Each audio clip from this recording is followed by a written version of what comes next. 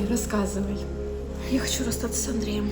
В смысле? Вы же недавно только поженились. Ну да, я хочу развестись. Это из-за Ромы?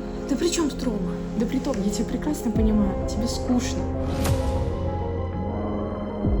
Я так понимаю, у тебя есть парень? Ну, типа того. Давай я ему новую девушку найду, а ты со мной будешь.